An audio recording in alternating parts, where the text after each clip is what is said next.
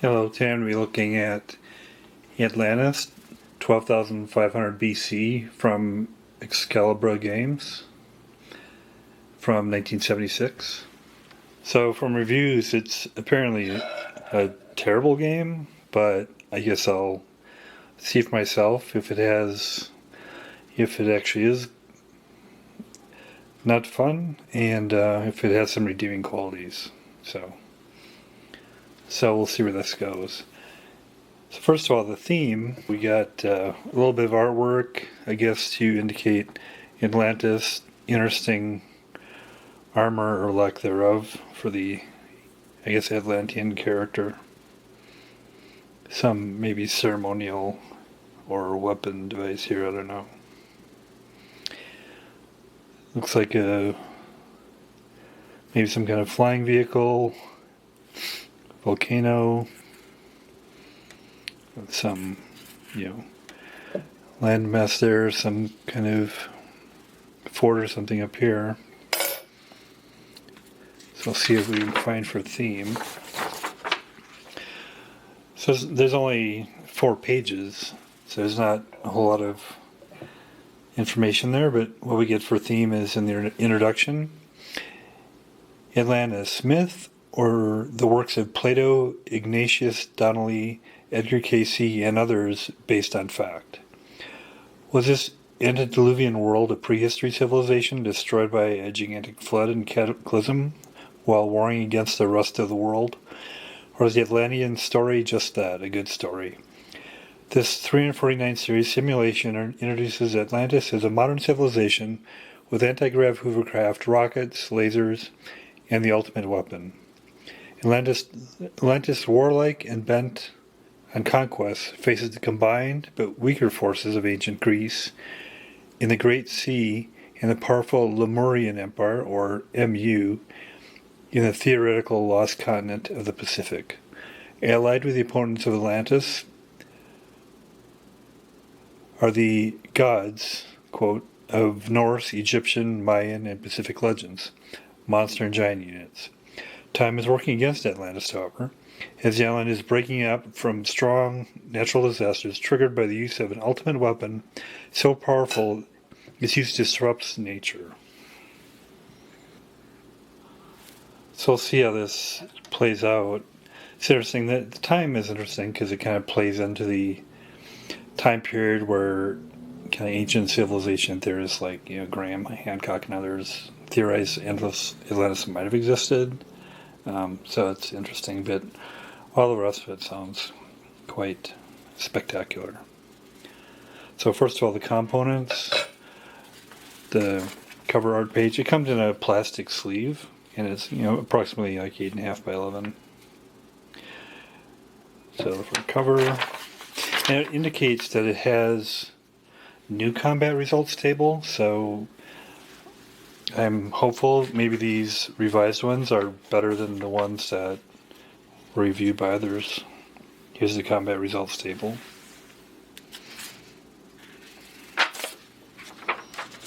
Rules. So four pages of rules. Yeah, obviously we'll go over those in details. Here's a list of the counters. Just kind of reference sheet here. And then here's all the counters themselves. So there's these are all the counters, and then I'll kind of zoom in on details here. But the Atlantean units are red, and the MU and Greece, or Lemurian and Greece, are these orange and yellow stripe counters. So the way the counters are set up, actually they're kind of hard to read. I'm not sure why they went with this kind of cross-hatching, which these are fine, but these are kind of distracting and makes it difficult to read, so I'm not sure what the purpose of that was. So up here you have the type, and then the combat factor, movement factor, and another type indicator, and then the visual representation.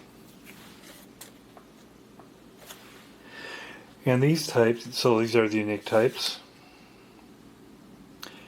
These are lasers,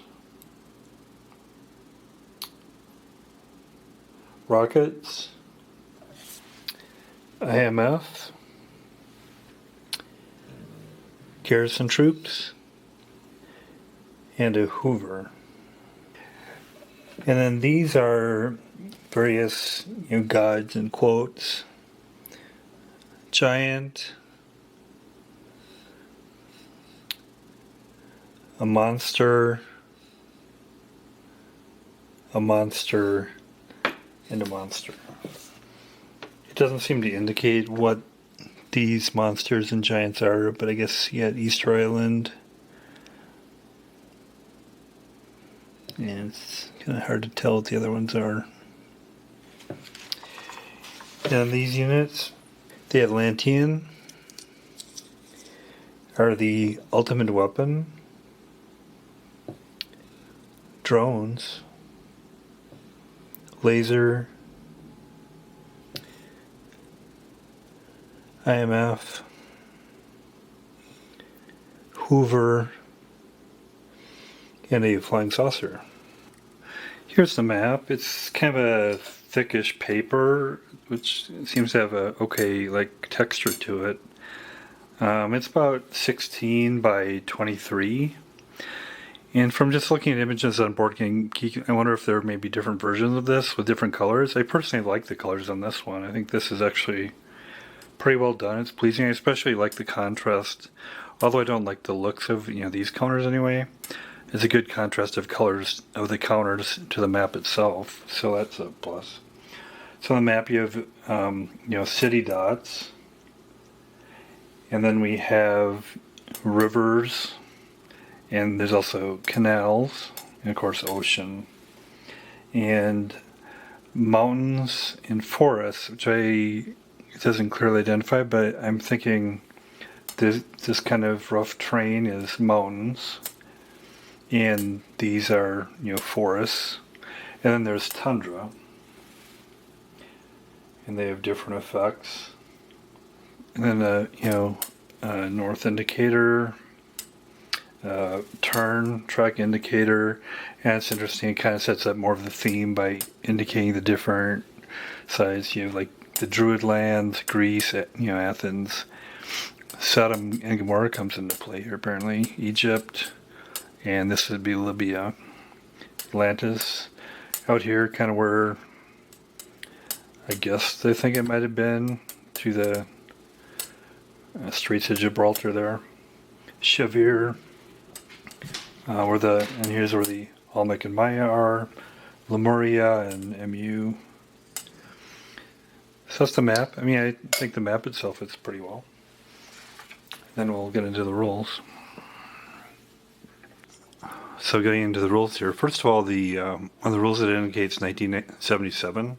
That must be when this revised edition came out, because the initial game came out in 1976. Sequence of play. Atlantis moves first after placing any new arriving units on the board. All replacements must start at Atlantis. After moving any or all units, the Atlantean player then may enter into combat if any. All combat is voluntary. After moving and resolving combat, the Atlantean player then announces it is the turn of the allied player. The allied player then places any newly replaced units, moves and enters into combat if any.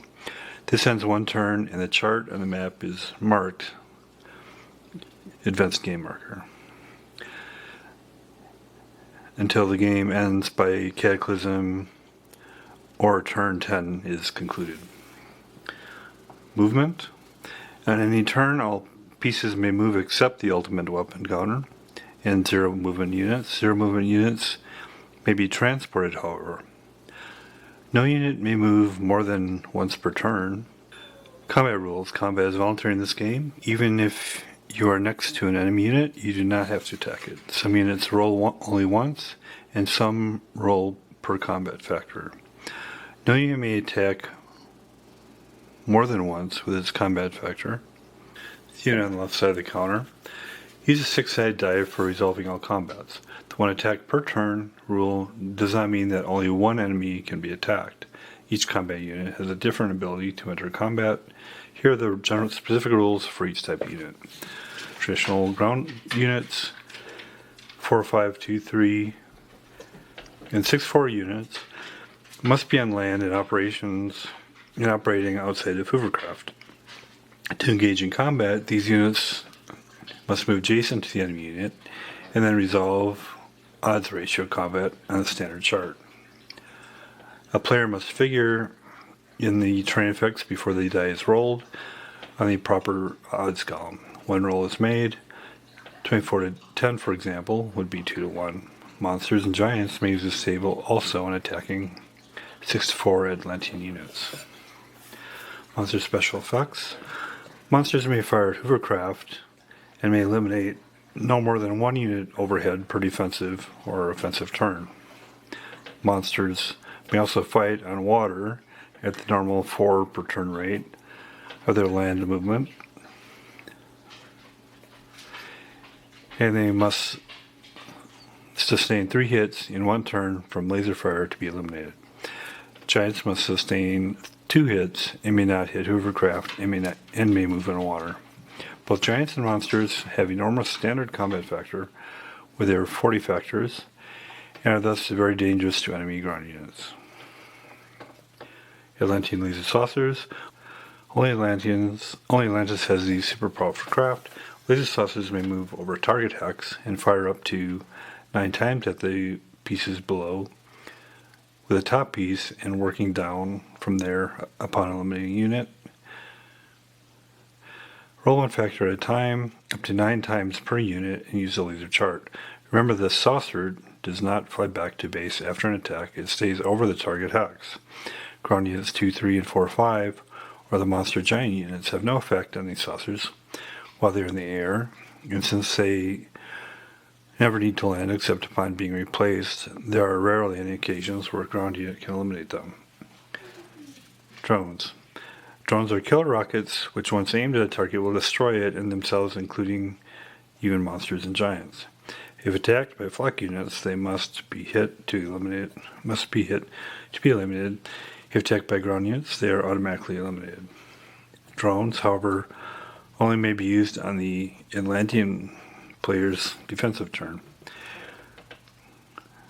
They must launch and fly to a target unit no more than 5 hexes away and destroy it in themselves. If they fly over allied flak, the allied player has the option to try to shoot them down unless the flak is the target itself. There's no chart for drones. They automatically eliminate any target they reach, but only 1 unit per drone may be destroyed. Useless on offense, they are a fully defensive only weapon and are best employed against bombers and monsters. Bombers, allied only. Bombers fly from land base to a target, use a standard chart, and then, if not shot down, return to the original base or any secondary base within their 24 hex range. The 24 hex range is used twice, once to target and once back, and it is a maximum range. Rocket bombers may fly less than 24 if desired. Rocket bombers never suffer adverse effects when they bomb land targets on the standard chart. They may be shot down by successfully firing flak or drones. Example, a rocket bomber attack on a 6-land unit. 8 for 6 is one roll. If an EL is rolled, the ground unit is eliminated, the bomber is not. Rocket bombers roll versus flak as if they were a 4-factor unit, and versus hoovers if they were a 2-factor unit target. Bombers may only bomb units on the ground. Flak artillery. Both sides, flak units may not move, but may be transported and used in the same turn. Flak units may fire in both offensive and defensive turns, as may laser saucers using a laser chart. The main advantage of flak units is range. They may fire at units immediately above them or in adjacent hexes. Laser saucers must fire units in the same hex. Flak units attacked by ground units. Defense has a 4 and the ground unit rolls on the standard chart. However, the ground unit does not suffer adverse effects, EL. Instead, the flak unit may fire its 4 factors at the ground unit to see if it is eliminated before the attack. If not eliminated, the ground unit may then roll. This may seem confusing, but remember there are more than 9 possible types of units in the game, so each has its own type of combat ability. Flak units may only eliminate through fire, ground units through the standard chart on adjacent attacks. See Hoovers. Hoovers, both sides. Hovercraft have no combat factor. Each is a 0 unit. Each is a potential target for bombers and fire. As a bomber target, the Hoover must be on the ground and defends as a 2. As a laser fire target is simply a piece. Hoovers only need land when picking up units or newly arriving as a replacement. A flak unit or ground unit picked up by a Hovercraft must follow these rules. First turn the Hoover lands is turned upside down and placed over the unit to be transported. Second turn, the Hoover lifts off with the unit and may land at anywhere and land within its flying range, and then may move up to its maximum movement allowed. The Hoover does not land when landing the unit. The unit land may then move its allowable movement factor still and enter into combat if any. Hoovers attacked on the ground by traditional ground units and monster giant units are eliminated on a roll of 1 to 3 and are captured on a roll of 4 to 6 and replaced by your own Hoover pieces upon ability to do so. I.e., if you have some eliminated Hoovers, then use them to replace the enemy Hoovers captured. Ultimate weapon. Only Atlantis may use this weapon, and it may never be attacked or destroyed by the Allies. It is only lost when Cataclysm strikes the world. The Atlantean player may use this weapon once per his turn, and it may destroy all Allied units in any single hex, only 1 hex per turn. The penalty for using it is the Atlantean player must roll once during that turn on the cataclysmic results chart. The ultimate weapon may range the entire world and is indestructible except for deluge. Combat stacking. No more than 3 ground units, a flak and a free monster, etc. may be on a hex, and no more than 3 Hoover or saucer units for each side. Thus, a maximum of 12 pieces could be on 1 hex. Special combat rules. Laser saucers caught on the ground have no fire ability and are automatically eliminated if attacked by allied ground units. Combinations of attacks are likely in this game. As long as different units are used, a piece may be attacked more than once. Replacements. Both sides receive replacements according to this formula. Turns 2 to 5, and Atlantis receives 2 replacements from that file. Previously eliminated units, maximum. No accumulation. Replacements. The Allied placement schedule is as follows. Turn 2, 3, and 4. The Allies receive 3 units maximum from their eliminated pieces. Turns 5 and 6, they receive 2. Any units may be chosen from the eliminated pieces, but no accumulation is allowed. If only 1 unit is eliminated, turn 1 for example, then starting to turn 2, only 1 may be replaced. Monsters may never be replaced. Train effects, city dots, air bases, and triangles may be used as bases for rocket bombers and drones. Newly arriving units of either side, if Hoovers and saucers, must land on a hex designated as a base. Hoovers may land on any hex except water and forest. Any hex fully or partially covered by forest is a forest hex. See the below. Traditional ground units 4, 5, 2, 3, 6, 4, but non-monsters are doubled versus each other, and monsters and giants when defending on forest or mountain hexes. Tundra on the northern parts of the map costs 2 movement points per ground unit except monsters. Rivers and canals have no effect on combat or movement. Crossing the sea is permitted when the sea is between 2 adjacent land hexes. Otherwise, movement on sea is prohibited except for monster giant units. An example here is no invasion or crossing from Egypt to Greece is permitted, while you may invade Atlantis from Libya. Mountain, forest, and tundra all cost 2 movement points. Units defending in Alta, Lemuria, and Athens must be hit twice by laser fire to be eliminated, unless they are Hoover or monster. Hoovers take only 1 hit. Monsters always take 3. Transportation, as covered earlier, Hoovers may transfer units by landing one turn in and loading the unit and then transporting it the next. Only 1 unit per Hoover may be so transported, up to the number of Hoovers available per turn, and you may never transport monsters, giant saucers, or other Hoovers, and the ultimate weapon. Deluge roll, starting turn 6 and once per turn from then to turn 10. Even if the allies have been eliminated before turn 10, the Atlantean player rolls once on the deluge chart called Cataclysm, Catastrophic Results chart. If a deluge is rolled, the world is engulfed in a flood, and all units are eliminated. The game ending in a draw loss to both sides. Also, if the Atlantean player uses ultimate weapon, he must roll on the same chart once per use of the ultimate weapon. And this also increases the chances the game will end suddenly. At any point, if the deluge result is rolled, the game is over. Victory conditions. The allied player wins by eliminating all Atlantean units except Hoovercraft and the ultimate weapon piece by turn 10. Atlantis wins by eliminating all allied pieces from the face of the earth and by surviving turn 10. The Atlantis player must continue to roll the Cataclysm chart, 1 roll per turn, even if all allied units are eliminated, up to and including turn 10. Should the Atlantis player, for example, eliminate the allies in turn 8, then roll deluge turn 9, game ends and draw a loss. Senseless use of the ultimate weapon will hasten both players' downfall. And then designer notes. As far as setup then, first of all, the red Atlantean units are set up first and placed on Atlantis, anywhere in the island. The Atlantean ultimate weapon counter is placed on Alta, so that's here. There's a drone there as well, that's Alta.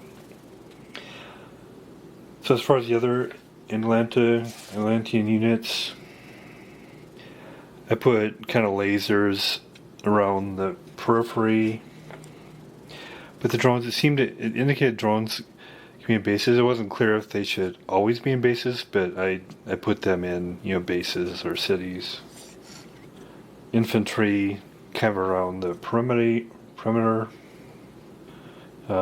Hoovers seem to indicate they can't land on forests. So I put those in clear areas or in mountains.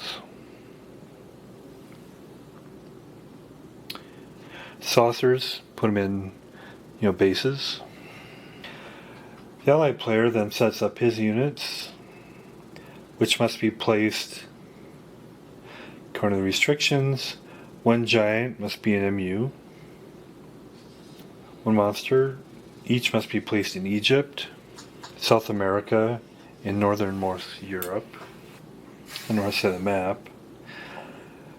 Also, 10 units minimum must be placed in MU, 10 units in Greece, and 2 or more in each of the Basque territories, Spain, Egypt, Britain, and South America. So 10 units in Greece, over 10 units in Greece, over 10 or more units in MU, and then in Spain 2, Egypt at least 2, Britain at least 2, and South America at least 2. And then no terrain restrictions. And then bombers have to be at these rocket bombers have to be at these bases. Different parts. Then I set up basically laser with a infantry, some locations. Got some Hoovercrafts around there. And then some garrison infantry. Then all other allied units may be placed anywhere on the map except water hexes and Atlantis. Then we'll get it in play. So starting turn 2 here and kind of getting a sense of it. So first of all, as far as the Cataclysm, it didn't happen the first turn, but every turn you roll to see if a Cataclysm occurs, according to this. And basically, if you get a 6, there's the massive disruption of nature. All units are eliminated, the game ends. So it ends in a draw. if you roll a 6 on a 1d6 each turn. And also, if Atlantis uses the ultimate weapon, they have to roll it as well. So I was kind of looking into that a little bit, and it turns out, so doing the probability, the first turn, of course, it's 1/6 of a chance of that happening, but when you get to turn 5, there's a 60% chance that a cataclysm has happened. When you get to 10, there's an 84% chance. So just from the cataclysm alone, there's an 84% chance during the course of a game it could end in a draw, which that's kind of a little bit unsettling, I guess. They could put effort to it and it'll still end in a draw. So I guess maybe that motivates you to get a victory earlier than the end, but I can see why people might have a problem with that. So then we'll do a typical turn here. So first of all, situation. I moved a few units about. I sent the flying saucers out and took out units, and there were several casualties on, especially the Allied side. It's like, they lost some infantry, they lost some lasers, bomber, hovercraft. So, and then on the Atlantis side, they lost. They used a drone to defeat one of the other items, so that's how they lost that. And then they also lost an infantry. So that's the setup. And I moved the monsters and giants a bit, and I tried to. So when the flying saucer goes, if it lands on a stack, it can destroy several things in that stack. So I've been spreading out the units a little bit so they're not stacked so much. And I have some hovercrafts being loaded up, and that's shown there. So the first move, the replacements. So starting turn 2, Atlantis receives 2 placements from the dead pile. So both the drone and the infantry. For the replacements for the Allied, they receive 3 units maximum from their eliminated pieces, and you can't get giants or monsters.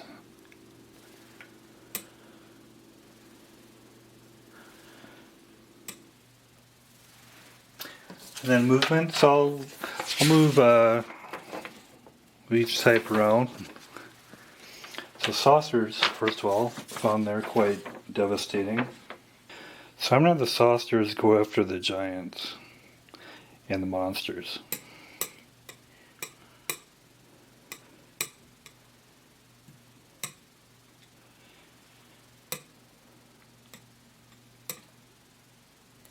I think they'll be effective against them.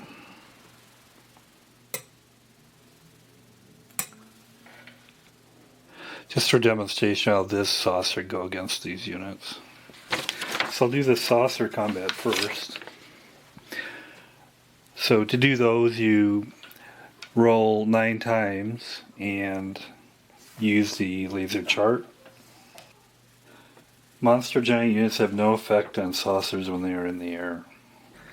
I have a feeling this is going to be some imbalance here, because they can attack the giants and they can't do anything about it. So they need to have 3 hits on them from laser fire, and he's got 9 shots. Let's see what happens. 6 miss, 5 hit, 6 miss, 6 miss,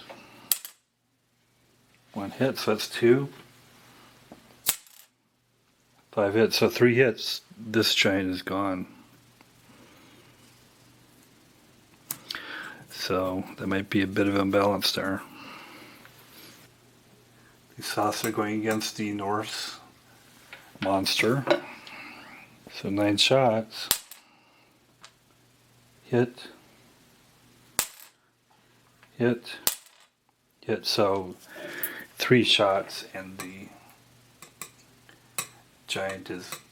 monster is gone. so I'm in balance there.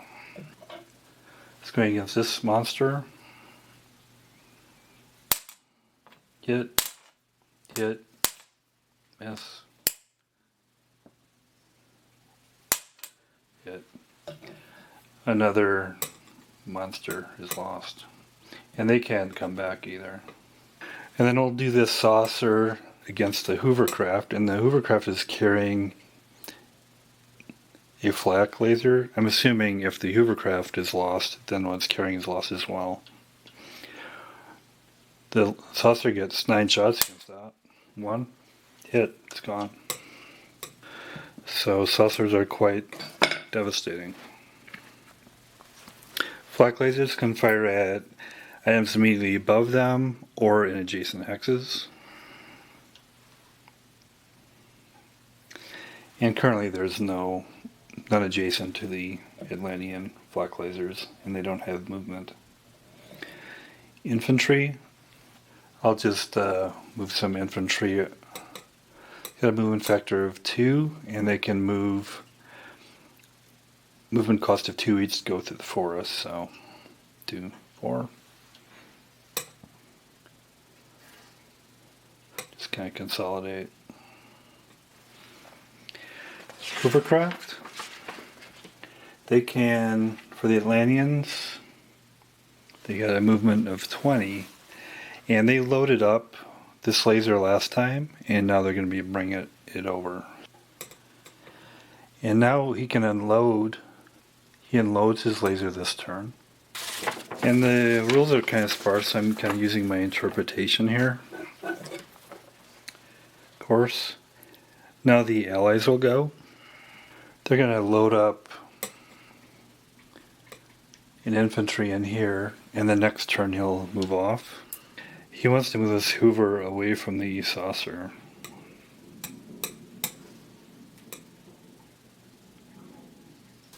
A bomber, he bombed last time, so he needs to return back to his base.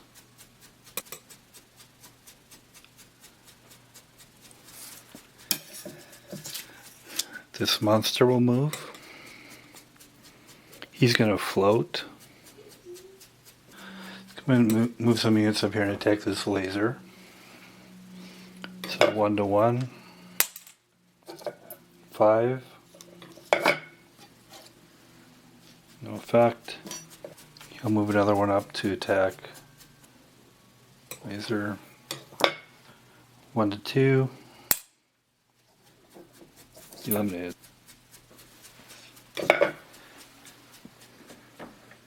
This bomber needs to return to base as well.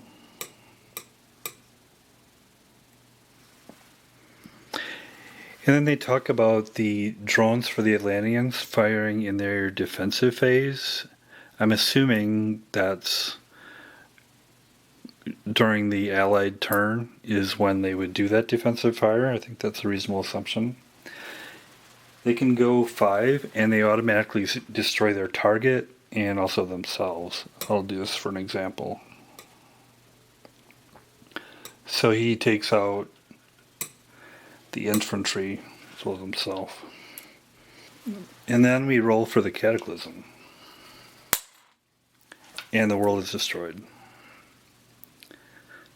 If I would have rolled I did not plan that. If I would have rolled a 1 to 3, there would have been no effect. If there would have been a 4, 1 unit from each side would be eliminated. If it were the C, if it were 5, each side loses 2 units. So that's a pretty good synopsis of the game. So it's Atlantis, 12,500 BC. Obviously, I can see why people don't like it because of the play. That's from 1976, and I got the rules revision from 1977. It's too bad because I actually like the looks of it. As far as I really like the contrast of the map and the pieces. The colors themselves take a little bit getting used to. The kind of orange and yellow, but once you see it on the green map, I think it looks pretty good. So I actually like looks of the counters. I like the mix of the different types. It's a little bit intense as far as talking about flying saucers and monsters and etc. But it's definitely science fiction because it brings that kind of tries to flesh out that past. But unfortunately, as you saw, the play just doesn't work out. Some of the units are just too intense, like the saucers just go take out monsters easily. Ultimate weapon, if you roll that, you have 1/6 chance of destroying the world. And then you have the Cataclysm, which, as you saw, you roll a 6 and the game's over. So that's unfortunate. I mean, I think you could do house rules to make this work and to make it kind of more fit to maybe a more reasonable, past history of what that looked like. Maybe define what the different civilization monsters and gods are, and maybe instead of flying saucers, having something a little more kind of realistic. But it's unfortunate it doesn't play well, but it doesn't. So since it's got reasonably good components, I'll give it a little bit of credit for that. And the fact that it can be used for house rules, a little bit of credit, but I'll give it a 3. But I'm glad I did it, so I could definitely get a sense of it. Thanks a lot.